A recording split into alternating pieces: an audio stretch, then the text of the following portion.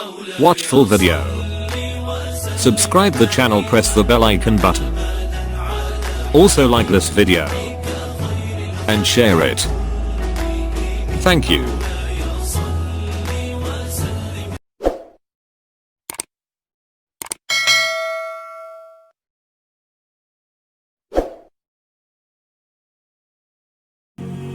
اعوذ باللہ من الشیطان الرجیم بسم اللہ الرحمن الرحیم۔ پچھلی ویڈیو میں نے بہت مفصل طریقے سے بتایا تھا کہ 7 سال کی عمر کے بعد بچے کے اسکول یا مدرسے کا انتظام کریں۔ اب مرحلہ یہ ہے کہ بچے والدین ہم سے آ کر کے پوچھتے ہیں کہ بچے کو مدرسے میں ڈالیں یا اسکول میں ڈالیں یا کسی ایسے ادارے میں ڈالیں جہاں پر دونوں تعلیمیں دی جاتی ہیں۔ تو سب سے پہلی بات تو میری یہ سمجھیں کہ وہ والدین جو اپنے بچے کو حافظ قرآن بنانا چاہتے ہیں ان کو میری نصیحت، وصیت اور مشورہ یہ ہے کہ وہ اپنے بچے کو مکمل طور پر کسی مدرسے میں ڈالیں جہاں پر وہ صرف اور صرف قرآن کی تعلیم حاصل کر سکیں۔ یاد رکھیں کہ جب بچہ یکسوئی سے قرآن مجید کی تعلیم حاصل کر لے گا اور وہاں سے صحیح اور اچھا حافظ بن جائے گا تو انشاءاللہ باقی علوم بھی وہ حاصل کر سکے گا۔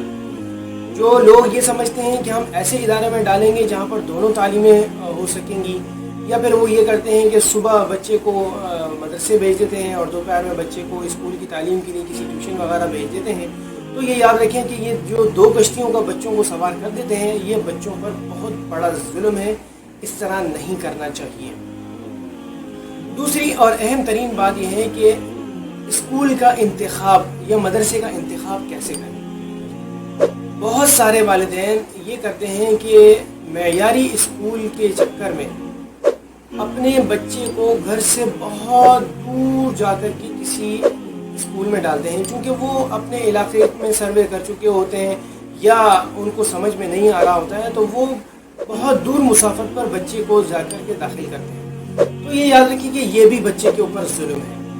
اگر آپ نے اسکول کا یا مدرسے کا انتخاب کرنا ہے تو میری اپنی ذاتی رائے یہ ہے کہ بچے کے لیے اپنے گھر کے قریب کسی علاقے میں ادارے کا بندوبست کریں، اس کو ڈھونڈیں، اسکول کا یا مدرسے کا۔ بچے کو اپنے گھر سے دور اسکول میں نہ ڈالیں۔ وجہ اس کی یہ ہے کہ اس میں بچے کی ذہنی اور جسمانی نشوونما صحیح نہیں ہو پاتی۔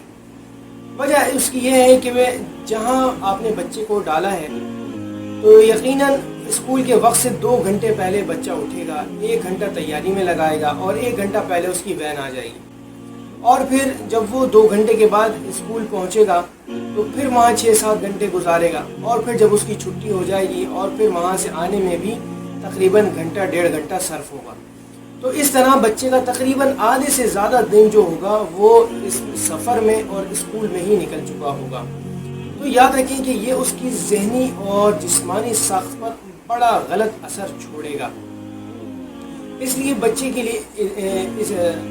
کے ادارے کے لیے انتخاب جو ہے وہ علاقے میں ہی یا گھر کے قریب ہی کسی جگہ پر کریں۔ تیسری اور اہم ترین چیز یہ ہے کہ اب چونکہ بچہ آپ کا اسکول جانے لگ گیا ہے یا مدرسے جانے لگ گیا ہے تو وہ وہاں سے نت نئی چیزیں سیکھ کر کے آئے گا، اور اس میں غلط چیزیں بھی ہوں گی اور اچھی چیزیں بھی ہوں گی۔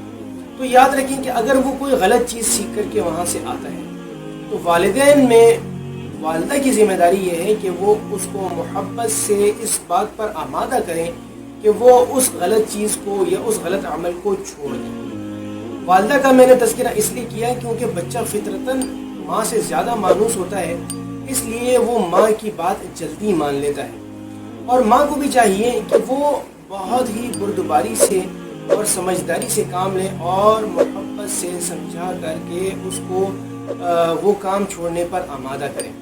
یاد رکھیں کہ اگر آپ ذرا سی بھی سختی برتیں گے تو بچہ وہ کام چھوڑنے پر آمادہ نہیں ہوگا۔ اچھا، اب بعض والدین کہتے ہیں کہ جی بچہ ہے، چھوٹا ہے، نہیں مان رہا، ہم کیا کریں؟ تو یہ یاد رکھیں کہ اگر آپ اس طرح غفلت برت رہے ہیں تو آپ اس کے بگڑنے کی خود راہ ہموار کر رہے ہیں، بعد میں آپ کسی سے شکوہ کرنے کے مجال نہیں ہوں گے۔ تو بچے کو خود محبت سے، پیار سے کسی بھی غلط کام کو چھوڑنے پر آمادہ کریں، تاکہ آگے آنے والی زندگی میں وہ اچھی چیزوں کو ایڈاپٹ کر کے اور ان پر عمل کر کے آپ کے لیے صدقہ جاریہ بن سکے۔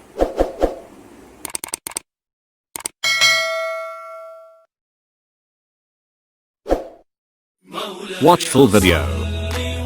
Subscribe the channel, press the bell icon button. Also like this video and share it. Thank you.